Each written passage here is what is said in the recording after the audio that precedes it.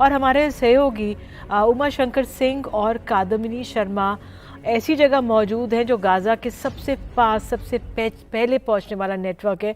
उमा शंकर को हम देख भी सकते हैं। उमा, आप जुड़े, सुरक्षित हैं, धन्यवाद। ज़रा बताइए वहाँ का क्या हाल, वहाँ पे क्या स्थिति, क्या हो रहा है वहाँ पे? ये देखिए, हालात तो यहाँ काफ़ी बुरे हैं। हर 5-10 मिनट पे यहाँ पे धमाके की आवाज़ आती है। अब से कुछ घंटे पहले यहाँ पे सैकड़ों की तादाद में जो रॉकेट है गाजा पट्टी की तरफ से वो नज़र आया। हालांकि ज़्यादातर को इंटरसेप्ट कर लिया गया, हवा में ही उसको नष्ट कर दिया गया, लेकिन सायरन की आवाज़ और धमाकों की आवाज़ जो है लगातार यहाँ पर आ रही है। और जब धमाके होते हैं तो शैटरिंग इफेक्ट इस तरह का होता है कि यहाँ जो शीशे हैं वो खड़कने लगते हैं, दरवाजे खड़कने लगते हैं। तो ये तो एक हालत है। दूसरी बात यह है कि अभी जो एक किबुत्स है साफा, वहां पर जो कुछ आतंकवादियों के फिर से घुसपैठ की खबर है। हालांकि ये शुरुआती जानकारी है। आईडीएफ ने अब से पहले जो प्रेस कॉन्फ्रेंस की थी उसमें साफ तौर पे कहा था कि ज्यादातर इलाके को खाली करा लिया गया है, लेकिन अभी ये सुनिश्चित नहीं किया जा सका है कि इजरायली जमीन पर और ज्यादा आतंकवादी मौजूद हैं या नहीं है। एक अहम बात यह भी है कि इजरायल की तरफ से जो सप्लाई जाती है गाजा पट्टी को, जिसमें तमाम जरूरी चीजें होती है, मूलभूत जरूरत की चीजें होती है, उनकी सप्लाई रोक दी गई है। बिजली पानी की आपूर्ति भी जो है वो बंद कर दी गई है। और ये कहा गया है कि जो निकलना चाहते हैं वो निकल जाएं, जो सिविलियन निकलना चाहते हैं गाजा पट्टी से वो निकल जाएं, क्योंकि बड़ा हमला होने वाला उसकी तैयारी जो है वो कर ली गई है।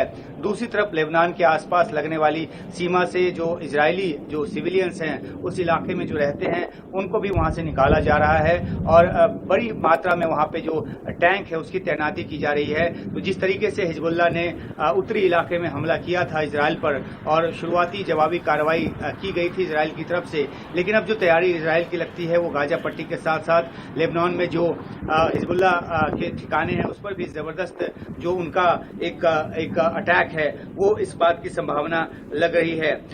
एक और अहम बात यह है कि इजरायल का कहना है कि क्योंकि हमास ने उस पर हमला किया और इसी वजह से इस लड़ाई को वो अंतिम नतीजे तक ले जाना चाहते हैं, लेकिन एक जो हॉस्टेज की जो समस्या है, हालांकि अभी तक तादाद तय नहीं है कि कितने इजरायली नागरिकों को जो हमास के जो आतंकवादी हैं वो यहां से अगवा करके गाजा पट्टी ले गए हैं, लेकिन जो महिलाएं और बच्चे हैं उनको छोड़ने की एवज में तकरीबन 36 जो गाजा के जो फिलिस्तीनी जो महिला और बच्चे यहां इजरायल की जेलों में बंद हैं उनके बदले ये जो निगोसिएशन की बात है वो चल रही है। कतर इसकी मध्यस्थता कर रहा है, अमेरिका उसमें साथ दे रहा है। तो लेकिन देखना है कि कब तक ये बात जो है किसी समझौते तक पहुंचती है। और जो बड़ी तादाद में, एक बार फिर कह रहा हूं कि कितनी तादाद में इजरायली बंधक हैं ये पता नहीं, लेकिन बड़ी तादाद में वहां पर बंधक हैं। तो क्या उनमें से जो महिलाएं और बच्चे हैं उनको छुड़ाने के बदले क्या इजरायल जो है वो अपनी जेलों में बंद जो फिलिस्तीनी नागरिक हैं उनको छोड़ने को वो तैयार होगा।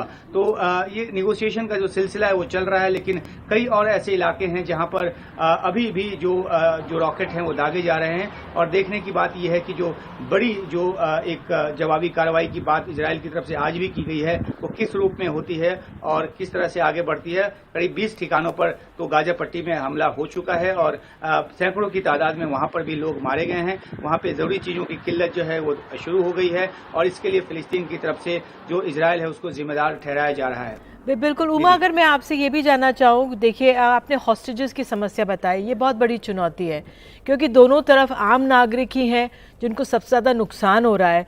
अब ये कहा गया, इजरायल डिफेंस फोर्स की तरफ से कहा गया है कि हमास का हमला 9/11 की तरह है, जबकि भारत में जो इजरायल के राजदूत ने तुलना 26/11 से की। और उस बीच आपने जो हॉस्टेजेस की समस्या बताई है, कौन से देश कुछ इजरायल को मदद कर रहे हैं, दूसरी तरफ फिलिस्तीन को मदद कर रहे हैं, लेकिन फंसता आम नागरिक ही है इसमें। वहाँ से इस लिहाज से क्या स्थिति आप बनती हुई देख रहे हैं? पूरा वो जियोपॉलिटिकल जो एरिया है उस लिहाज से कितना और बढ़ सकता है? जी देखिए, जहाँ तक नुकसान की बात है तो हमने अपने दर्शकों को दिखाया है कि किस तरीके से अलग अलग शहरों में इजराइल के जो भारी तबाही है वो हुई है। रॉकेट जो है रिहायशी इलाके में आकर गिरे हैं और इसके बाद जवाबी कार्रवाई में जो हमास के ठिकानों पर निशाना बनाया गया तो उसकी जद में आम पब्लिक भी वहाँ की आई है, आम शहरी भी उसकी जद में आए हैं, उनको भी जान माल का नुकसान जो है उठाना पड़ा है। जहाँ तक यहाँ जियोपॉलिटिकल जो एक स्थिति की बात है और कौन सा देश किसके साथ है, तो जाहिर सी बात है कि ईरान जो है वो खुलकर हमास का समर्थन कर रहा है। लेबनान से जो हिजबुल्लाह है वो खुलकर जो हमास का जो हमला हुआ है उसके समर्थन में नजर आ रहा है और उस समर्थन में उसने हमले भी किए। लेकिन स्थिति ये है कि संभालने की कोशिश हो रही है। अमेरिका ने आज सुबह ही इस बात का ऐलान किया था कि वो अपने जहाजी बेड़े को जो है वो इस इलाके में भेज रहा है, फाइटर जेट्स भी भेज रहा है। तो एक रणनीतिक दबाव बनाने की अमेरिका की तरफ से कोशिश है कि अगर अलाइनमेंट कुछ इस तरह का होता है जिसमें इजराइल के खिलाफ चाहे वो जो ईरान है या फिर लेबनान है, ये ताकतें जब जुटती हैं तो उसके एवज में, या फिर इजिप्ट है उसके एवज में अमेरिका जो है वो अपनी तरफ से ताकत का प्रयोग करे। लेकिन किस तरीके की सैन्य मदद और बढ़ाई जाएगी अमेरिका की तरफ से साफ नहीं किया गया, लेकिन इतना जरूर कहा गया है कि $3.8 बिलियन की जो मदद दी जाती है उसको और ज्यादा बढ़ाया जाएगा। तो कोशिश की जा रही है कि इसको रोका जाए, ज्यादा एस्केलेट करने से रोका जाए, क्योंकि ये दो देशों के बीच की लड़ाई नहीं है। एक आतंकी संगठन के तौर पर जो हमला किया गया है हमास की तरफ से, उसके एवज में जो जवाबी कार्रवाई है वो की जाती रही। हालांकि फिलिस्तीन की तरफ से लगातार ये कहा जाता रहा है कि क्योंकि ऑक्यूपेशनल फोर्स है, इजराइल जो है वो उनकी जमीन पर बैठा हुआ है और वो आजादी चाहते हैं, तो इस तरह से वो जस्टिफाई करने की कोशिश करते हैं कि ये इस तरह की जो हिंसा है, इस तरह का जो आतंकवाद है वो जायज है।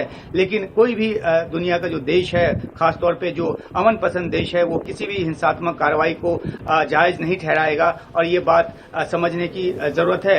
जहां तक दोनों ही देशों के बीच एक लड़ाई की स्थिति है वो दशकों से यहाँ पर बनी हुई है। कई बार बातचीत के जरिए सुलझाने की भी कोशिश हुई लेकिन बात नहीं बन पाती। तो अब जब इतना बड़ा हमला हुआ है तो क्या ये एक जंग के जरिए ये सुलझेगा, और जंग होता भी है तो उसके बाद निगोशिएशन के लिए टेबल बढ़ाना पड़ता है। यहाँ पे अभी हम देख रहे हैं कि एक हेलीकॉप्टर जो है वो आसमान का चक्कर लगा रहा है और इस तरह के जो सुरक्षा हालात हैं, सुरक्षा की वजहों से यहाँ पे इस तरह की जो बातें हैं वो बिल्कुल आम हो चली हैं। तो अब देखना है कि क्या जो एक ताकत का इस्तेमाल इजराइल की तरफ से होता है उससे समस्या और सुलझती है और बिगड़ती है। दुनिया की जो अलग अलग ताकतें हैं सुलझाने में लगी हैं, वो कब तक किसी एक नतीजे पर पहुंच पाती हैं, क्या कोई शांति जो प्रस्ताव है वो कोई रंग ला पाता है, तो इन सब बातों पर निगाह रहेगी। लेकिन इजराइल की तरफ से जवाबी कार्रवाई की पूरी तैयारी यहाँ पर की जा रही है। बिल्कुल उमा, इस जानकारी के लिए धन्यवाद। अपना और कादम्बनी का ध्यान रखें और आपका शुक्रिया।